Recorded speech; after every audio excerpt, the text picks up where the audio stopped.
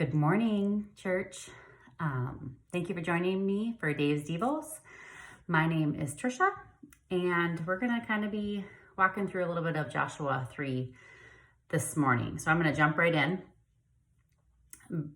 Chapter 3 of Joshua, they are talking about how when they came to the Jordan River and they were going to be crossing over into the Promised Land. For those of you who know me well, you know that I wrote a book last year called Audience of One, and a lion's share of the book is about Moses. So I now have moved on to Joshua, which is super exciting. Moses led all the people to this point where they are wanting to cross over into the Promised Land.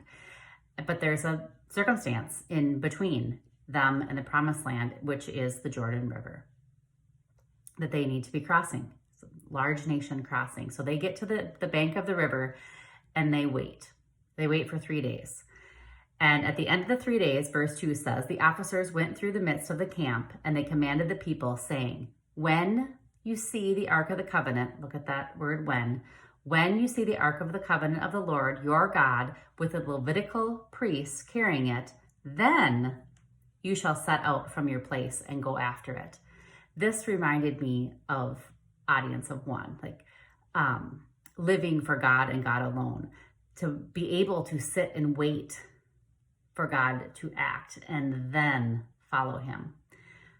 So these people are at the bank of the river. They're waiting for the Ark of the Covenant to do something, and then they are to follow it.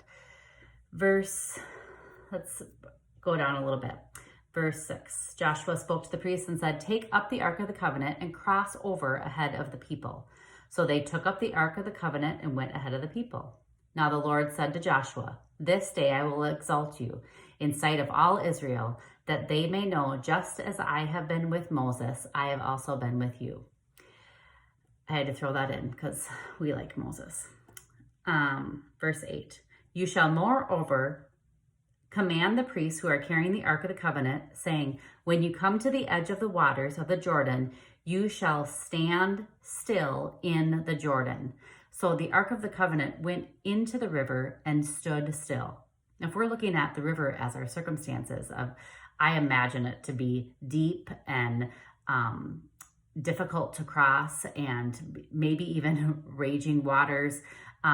But the Lord went in and he stood still in the middle of the Jordan. This also brings me back to Psalm 23. Psalm 23 says that he sets a table in the middle of our enemies. Like, he doesn't wait until our circumstances are fixed or are over or we're perfect or we no longer make mistakes. He goes right in the middle of our circumstances, sets a table for us to sit on, or he stands still in the river, and we are to follow him right into the circumstances. And so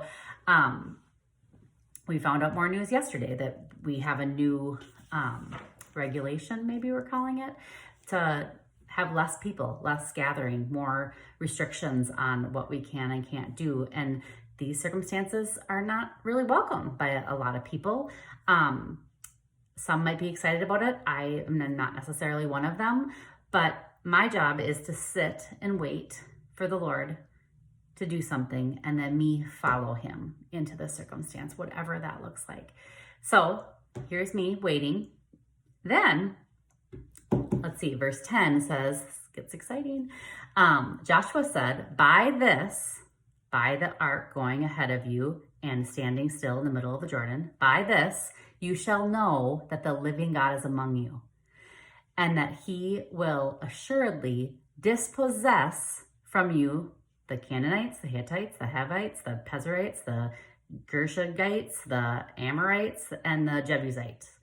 So what do all these people, what does this mean to me right now as a believer?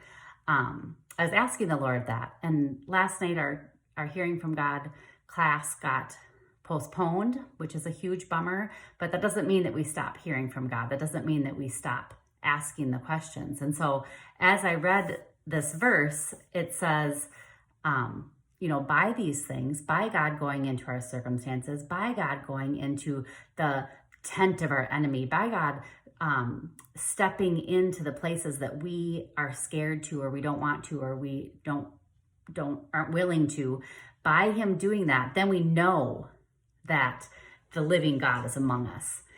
And then he doesn't want to just leave us there. He doesn't want to just be with us. He wants to dispossess, which also means to seize or disinherit, or to destroy, to bring to ruin. He wants to bring to ruin some things in our lives. He wants to bring to ruin, and then he listed off 7 things. So I thought, all right, Lord, what 7 things would you like to dispossess in my life that I'm believing to be good, or maybe not even? What would you like to dispossess, or what have you already? So I went through and I did this, and I did all 7.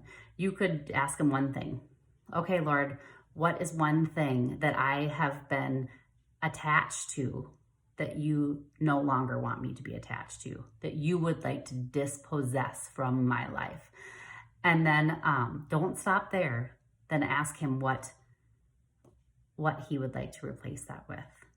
He wants to take our garbage. That's something we can sacrifice to him, that we can give to him, that he wants to have, and then he wants to fill that back up. So I'll share one thing that he gave to me. One thing that he wanted to dispossess for me was control. And so I gave that to him, and then I asked, okay, what do you have for me in return? And I thought that it would be safety or security or something along those lines. I didn't have to strive and control and do all those things, that he would take care of it. But really what he gave me was hope. And it took me a couple days to even kind of wrap my head around this. Like, it confused me, like, instead of control, you're giving me hope. That doesn't help with my control issues, is what I was thinking.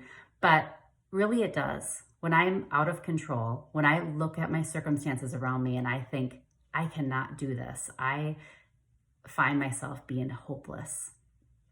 But if I can remember that he is my hope, that he is the one that stands in these circumstances that are